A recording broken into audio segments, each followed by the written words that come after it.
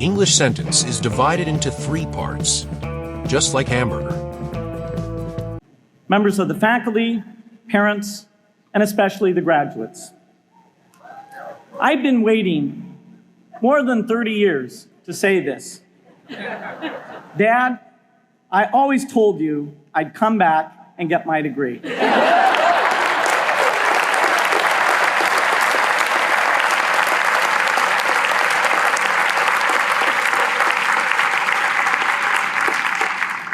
I want to thank Harvard for this honor.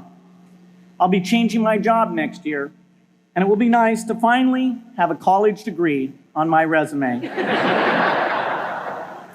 I applaud the graduates for taking a much more direct route to your degrees. For my part, I'm just happy that the Crimson called me Harvard's most successful dropout. I guess that makes me valedictorian of my own special class. I did the best of everyone who failed. But I also want to be recognized as the guy who got Steve Ballmer to drop out of business school.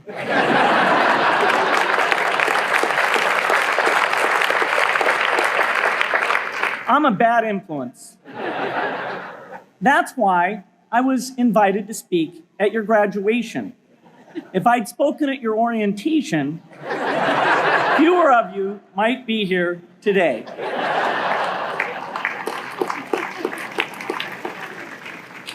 Harvard was a phenomenal experience for me. Academic life was fascinating. I used to sit in on lots of classes that I hadn't even signed up for. And dorm life was terrific. I lived up at Radcliffe in Courier House. There were always a lot of people in my dorm room late at night discussing things because everyone knew that I didn't worry about getting up in the morning. That's how I came to be the leader of the antisocial group. We clung to each other as a way of validating our rejection of all those social people. Radcliffe was a great place to live. There were more women up there, and most of the guys were math science types. The combination offered me the best odds, if you know what I mean. That's where I learned the sad lesson that improving your odds doesn't guarantee success. One of my biggest memories of Harvard came in January 1975, when I made a call from Courier House to a company in Albuquerque, New Mexico, that had begun making the world's first personal computer. I offered to sell them software. I worried they would realize I was just a student in a dorm and hang up on me. Instead, they said, "We're not quite ready. Come see us in a month," which was a good thing because we hadn't written the software yet. From that moment, I worked day and night on the extra credit project that marked the end of my college education and the beginning of a remarkable journey with Microsoft. What I remember above all about Harvard was being in the midst of so much energy and intelligence. It could be exhilarating, intimidating, sometimes even discouraging, but always challenging. It was an amazing privilege, and though I left early, I was transformed by my years at Harvard, the friendships I made, and the ideas I worked on. But taking a serious look back, I do have one big regret. I left Harvard with no real awareness of the awful inequities in the world, the appalling disparities of health and wealth and opportunity that condemn millions of people to lives of despair. I learned a lot here at Harvard about new ideas in economics and politics. I got great exposure to the advances being made in the sciences. But humanity's greatest advances are not in its discoveries, but in how those discoveries are applied to reduce inequity.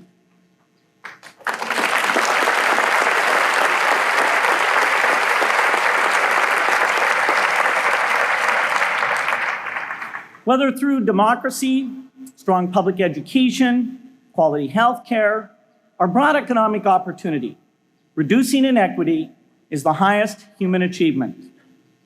I left campus knowing little about the millions of young people cheated out of educational opportunities here in this country. And I knew nothing about the millions of people living in unspeakable poverty and disease in developing countries. It took me decades to find out. You graduates came to Harvard at a different time. You know more about the world's inequities than the classes that came before. In your years here, I hope you've had a chance to think about how, in this age of accelerating technology, we can finally take on these inequities and we can solve them. Imagine, just for the sake of discussion, that you had a few hours a week and a few dollars a month to donate to a cause. And you wanted to spend that time and money where it would have the greatest impact in saving and improving lives. Where would you spend it? For Melinda and I, the challenge is the same. How can we do the most good for the greatest number with the resources we have? During our discussions on this question, Melinda and I read an article about the millions of children who are dying every year in poor countries from diseases that we had long ago made harmless in this country. Measles, malaria, pneumonia, hepatitis B, yellow fever. One disease that I had never heard of, rotavirus, was killing 500,000 children each year, none of them in the United States. We were shocked. We had assumed that if millions of children were dying and they could be saved, the world would make it a priority to discover and deliver the medicines to save them. But it did not. For under $1, there were interventions that could save lives that just weren't being delivered. If you believe that every life has equal value, it's revolting to learn that some lives are seen as worth saving and others are not. We said to ourselves, this can't be true, but if it is true, it deserves to be the priority of our giving. So we began our work in the same way anyone here would begin it. We asked, how could the world let these children die? The answer is simple and harsh. The market did not reward saving the lives of these children, and governments did not subsidize it. So the children died because their mothers and fathers had no power in the market and no voice in the system. But you and I have both.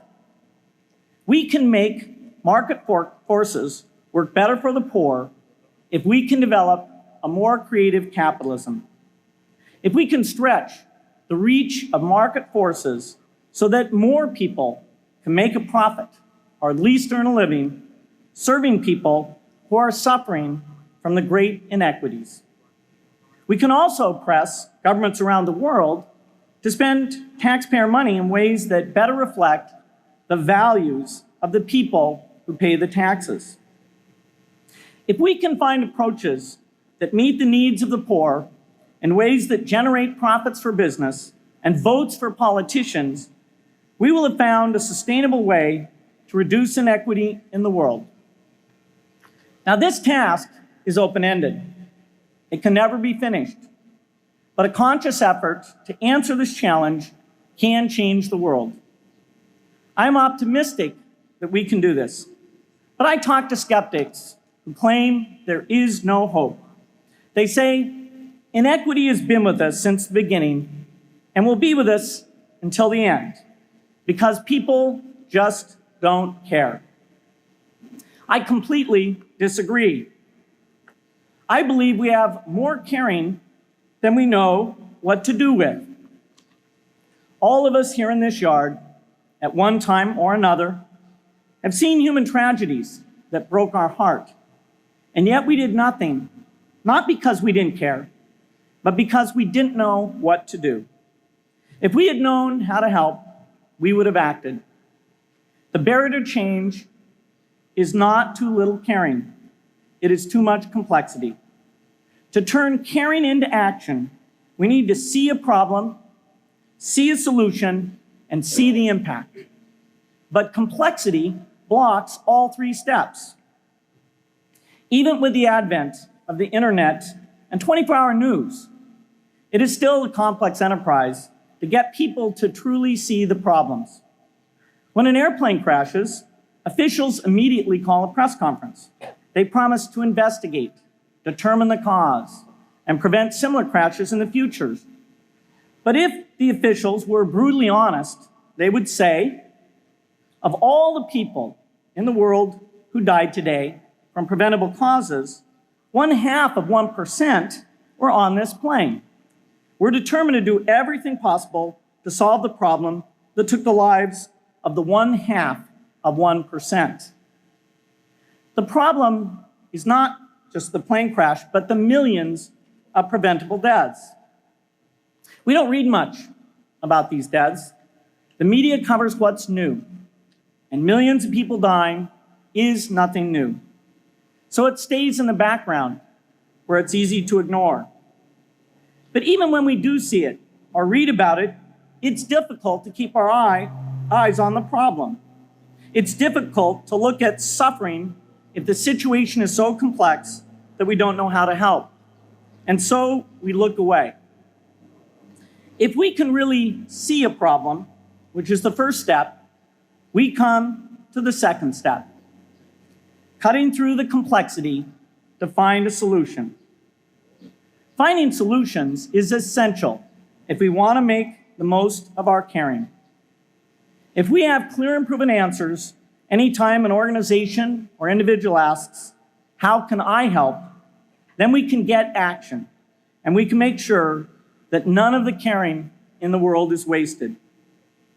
But complexity makes it hard to mark a path of action for everyone who cares, and makes it hard for their caring to matter. Cutting through complexity to find solutions runs through 4 predictable stages. Determine a goal, find the highest impact approach, deliver the technology ideal for that approach, and in the meantime, use the best application of technology you already have. Whether it's something sophisticated like a new drug or something simple like a bed net. The AIDS epidemic offers an example. The broad goal, of course, is to end the disease. The highest leverage approach is prevention. The ideal technology would be a vaccine that gives lifelong immunity with a single dose. So governments, drug companies, and foundations are funding vaccine research. But their work is likely to take more than a decade. So in the meantime, we have to work with what we have in hand, and the best prevention approach we have now is getting people to avoid risky behavior. Pursuing that goal starts the 4-step cycle again. This is the pattern.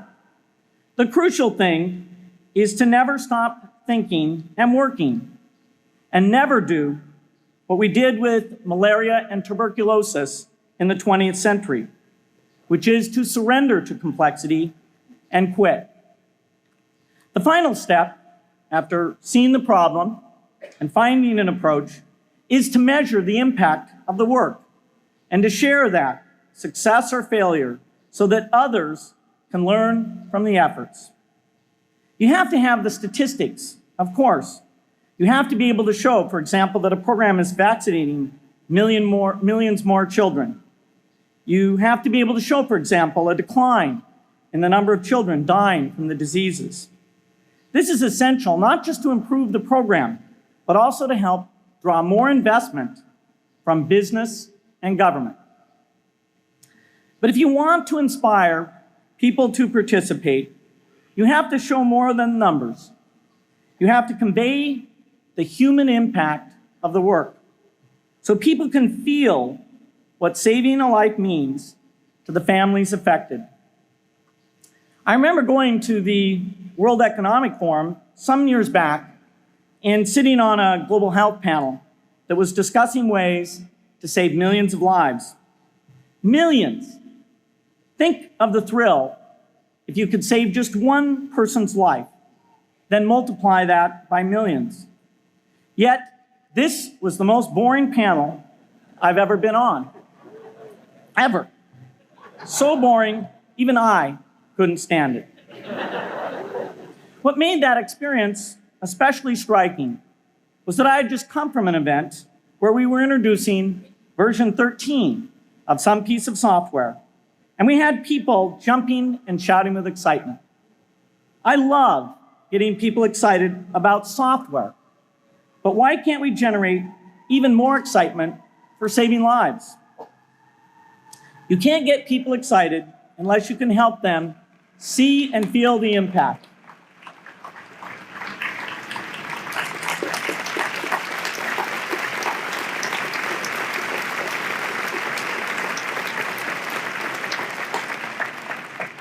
The way to do that is another complex question. Still, I'm optimistic.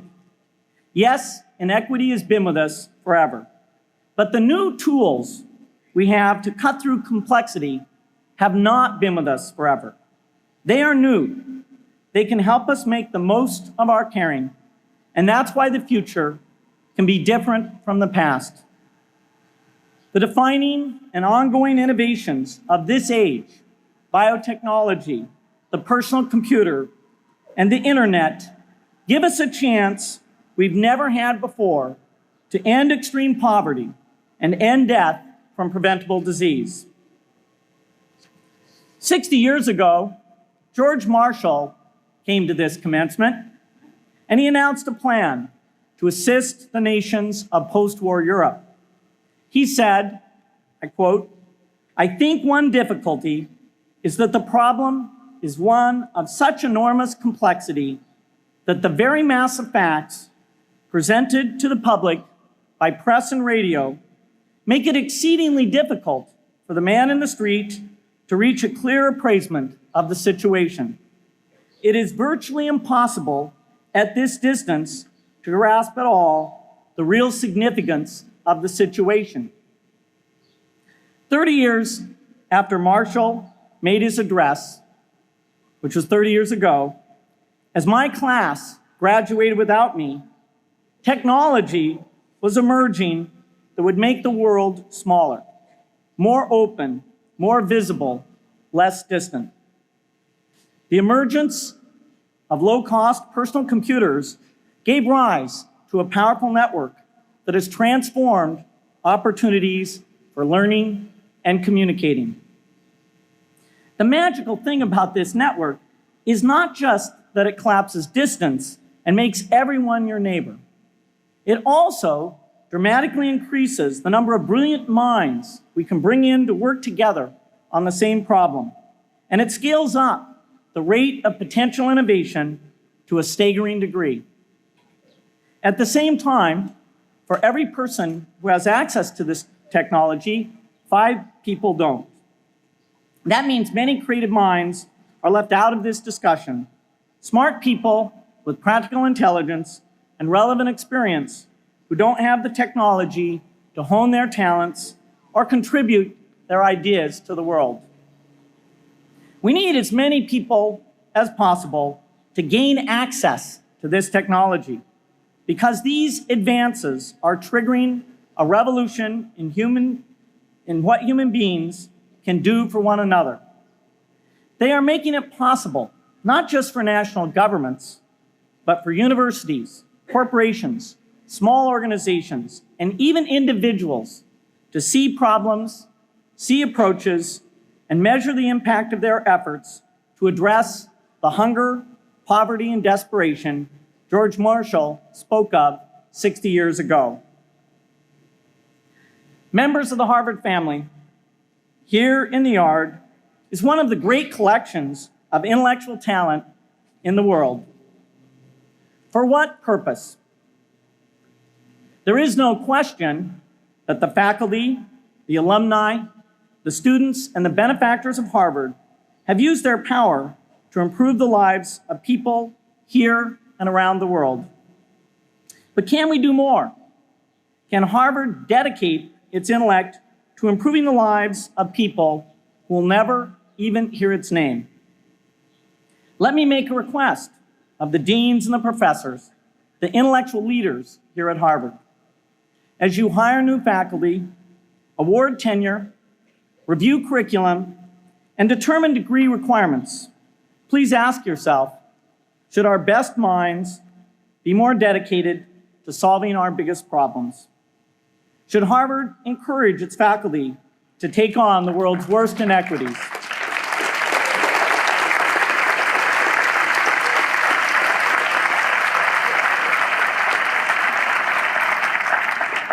Should Harvard students know about the depth of global poverty, the prevalence of world hunger, the scarcity of clean water, the girls kept out of school, the children who die from diseases we can cure? Should the world's most privileged learn about the lives of the world's least privileged?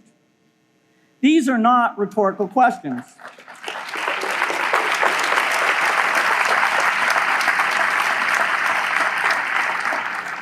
You will answer with your policies.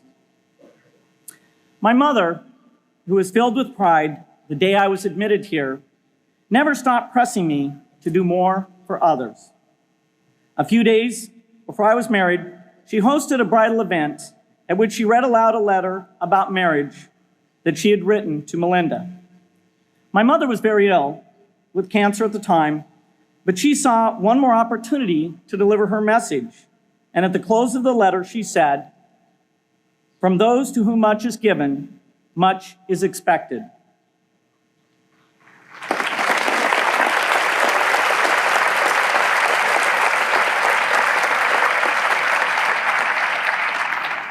When you consider what those of us here in this yard have been given in talent, privilege, and opportunity, there is almost no limit to what the world has a right to expect from us.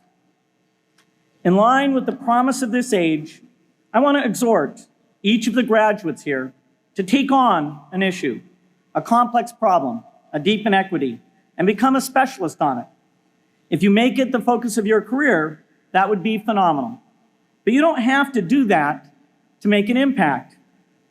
For a few hours every week, you can use the growing power of the internet to get informed, find others with the same interests, see the barriers, and find ways to cut through them.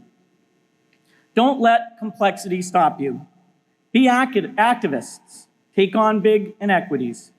I feel sure it will be one of the great experiences of your lives. You graduates are coming of age in an amazing time. As you leave Harvard, you have technology that members of my class never had. You have awareness of global inequity, which we did not have.